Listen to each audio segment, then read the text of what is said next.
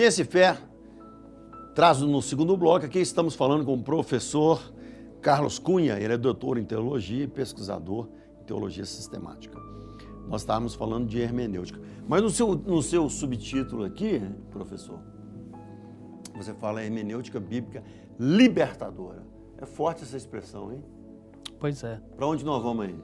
Pois é, o conceito de libertação trabalhado no livro é uma libertação integral, que propicia uma melhor relação com o divino, portanto, uma dimensão da espiritualidade, uma libertação com o outro, com o próximo, uma dimensão social, uma libertação psíquica do sujeito enquanto não é ele mesmo, e uma dimensão ecológica também, que é a relação do sujeito com o planeta. Então, é uma leitura bíblica que propicia essa libertação integral. Daí o título, Hermenêutica Bíblica Libertadora.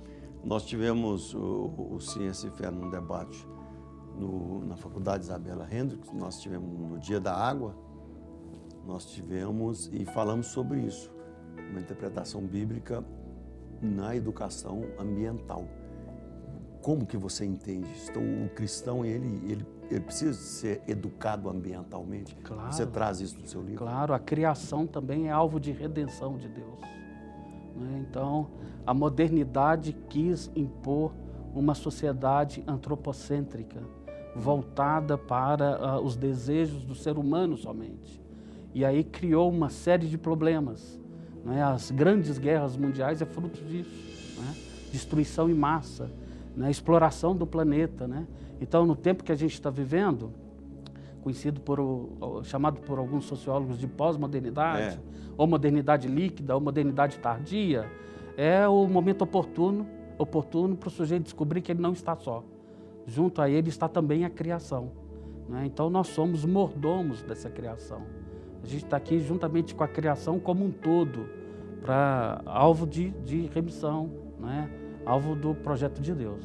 Só de ser uma coisa criada, ela tem que ser respeitada. Claro. Se respeitamos o Criador, como não respeitar a coisa criada? Pois é. Não é verdade? É verdade.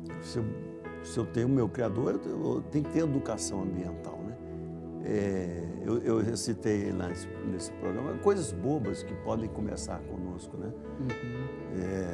minha calça fica cheia de papel, de bala, eu não consigo jogar um papel. Pois é.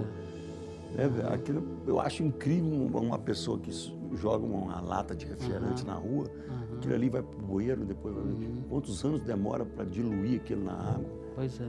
Não é verdade? Felizmente, no âmbito da teologia, existe o diálogo com a ecologia, a famosa ecoteologia. É esse diálogo fecundo com as categorias da fé cristã, com essa ciência e arte sobre o planeta e a criação, ou a teologia da criação. Então, insere na consciência do fiel aspectos sobre sustentabilidade, o cuidado com a água, o cuidado com o planeta de modo geral, o cuidado que a gente tem que ter com a criação, e assim vai. Interessante, o Franz Schaeffer, ele fala muito nisso, alguns livros dele, ele enfatizou isso já nos anos 80. Ele foi praticamente precursor entre os cristãos já de uma preocupação cristã com a ecologia. Mas você falou também intrapsíquico, Você entra na psicologia, a hermenêutica libertadora no sentido também do processo de crescimento emocional, da psicologia da Bíblia, ou não? Não, especificamente não. Não, Não, eu não trabalho nesse texto esse assunto de modo específico. Embora seja ventilado, eu estou trabalhando mais como uma hermenêutica bíblica libertadora do jeito integral. Então, o diálogo que eu proponho aqui é com duas tradições, a tradição católica e a tradição pentecostal. Pois é, mas assim, quando você fala, deixa eu anotar aqui, social, pessoal e espiritual, tá? Esse pessoal, então, não conota a psique, conota uma coisa mais abrangente. Essa libertação, ela envolve essas dimensões do ser humano. Então, a gente está definindo como um recurso pedagógico, para entender. Mas elas estão interligadas. Interligadas. Então, essa dimensão com Deus, eu não posso amar Deus e odiar o irmão. Eu não posso amar Deus e maltratar a mim mesmo, ou maltratar a criação, né? Então é libertação de modo integral, né? Amando a Deus, amando o outro, a si mesmo e o planeta. Isso é uma leitura bíblica libertadora. Certo. E como que você consegue fazer como você consegue fazer essa dinâmica entre principalmente a teologia da libertação, né, muito ligada ao movimento católico, e a uma ala, né, do movimento católico, e a teologia pentecostal? Você pôs dois polos aí que se fosse nos anos 80, quando encontrava, dava briga, né? Aí você andou por elas aí. Como é que foi Pois isso? é. Mas aí é fruto de uma experiência, né, que emerge do contato com a teologia pentecostal durante muitos anos e também com a teologia da libertação por meio das comunidades eclesiais de base e as pastorais. E aí eu percebi que há pontos em comuns, né? Por exemplo, a figura do pobre, do marginalizado. Ambas teologias trabalham a partir disso. A leitura do texto bíblico, a partir desse contexto, está presente também nessas teologias. Então, colocar essas duas teologias em diálogo e possibilitar encontros, a gente ganha muito. A teologia cristã como um todo ganha muito. Porque quando eu coloco as duas teologias em contato, eu percebo com mais propriedade os limites e as contribuições dessas teologias. Quando elas dialogam, elas ajudam a corrigir os seus limites, né? Elas ampliam as contribuições. E aí a comunidade cristã como toda sai ganhando, né? Daí então a ousadia de colocar esses dois grupos em diálogo. O que você acha que a teologia da libertação trouxe de contribuição? Para uma leitura da Bíblia mais contextualizada, com os pés no chão, né? Mais preocupada com a realidade concreta do sujeito, sabe? Então, a teologia da libertação, ela está muito preocupada com demandas do aqui e agora. Isso é positivo, né? A teologia pentecostal, ela tem os seus aspectos positivos, mas ela tem um viés mais da espiritualidade. O que falta, de repente, alguns grupos da teologia da libertação. Isso não significa que não tenha espiritualidade na teologia da libertação, né? Mas nesse caso específico... Mas não há aquela ênfase igual tem na pentecostal, que ela só tem essa ênfase. Pois é, exatamente. Então, quando se coloca essas duas teologias em encontro, ajuda a corrigir, né, uma certa tendência docética na teologia pentecostal e uma certa tendência nestoriana na teologia da libertação. Explicando que docético seria uma coisa só espiritual, né?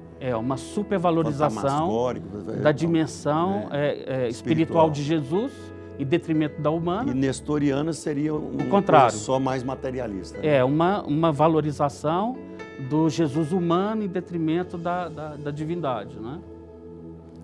Então, o Jesus divino, né, que veio numa experiência pessoal de conversão em nós, nos leva a buscar o bem do outro na sua forma integral, espiritual, mas também na ação social. E claro. Né? Então, claro. Essa sua proposta, eu acho que vai mais ou menos por aí.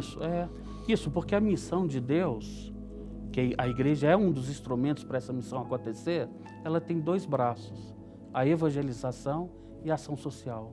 São duas coisas que andam juntas. Olha para o discurso de Jesus. Os feitos de Jesus legitimavam a sua fala. Ele falava exatamente o que fazia. E porque falava o que fazia, falava com autoridade, não é? Os discípulos reconheciam isso. As pessoas que seguiam Jesus reconheciam que ele falava com autoridade. Por que falava com autoridade? Porque era uma fala carregada de vida. Ele fazia. Não é? Então, uma interpretação da vida a partir da realidade concreta do sujeito. Não é um discurso abstrato, longe, não é? Mas é um discurso muito presente. E ela é importante hoje em combate a essa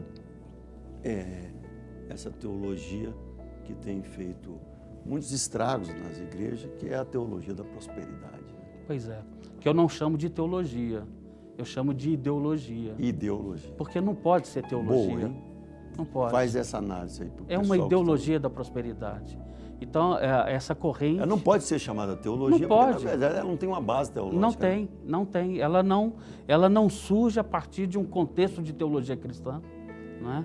Ela surge a partir de um contexto de ciência cristã, né? Que, na sua história, vai pegando elementos fragmentados de tudo quanto é grupos, né?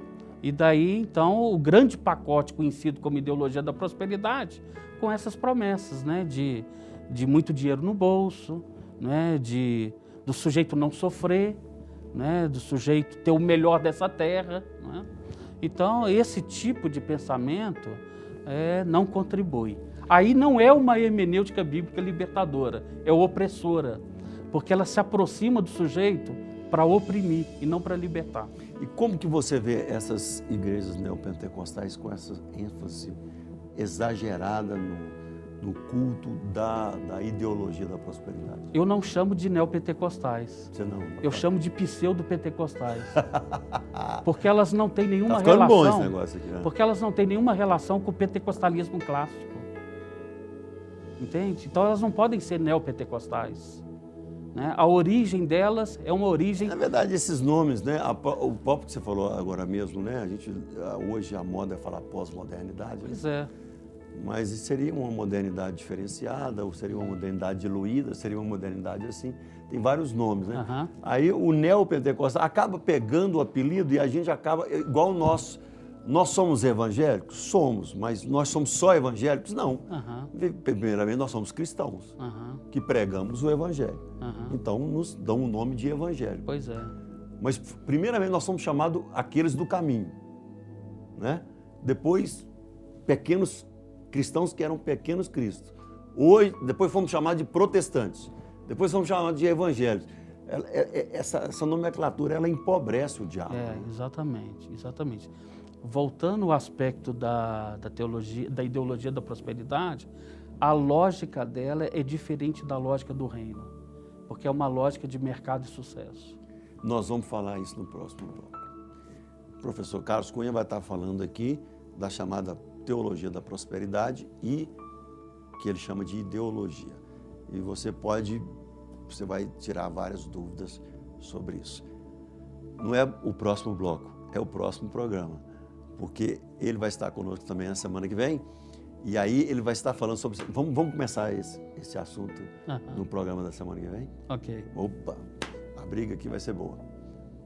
Para o seu bem, Deus te abençoe, a graça do Senhor Jesus esteja sobre você, as doces consolações do Espírito Santo, o amor do Pai sobre as nossas vidas, sobre todo Israel de Deus. E que a bênção de Deus alcance a sua casa. Você que está nos ouvindo agora, olha só, pega a sua Bíblia, meu amigo, põe a sua leitura para funcionar.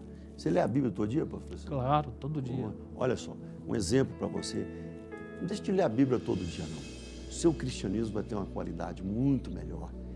Se você levantar cedo, 10 minutinhos apenas, se você ler 4, 5 capítulos da Bíblia por dia, mesmo não lendo no domingo, você vai ler ela inteira em um ano. Fica com esse toque e Deus te abençoe. Lê essa palavra, ela te dá vida. Ciência e fé.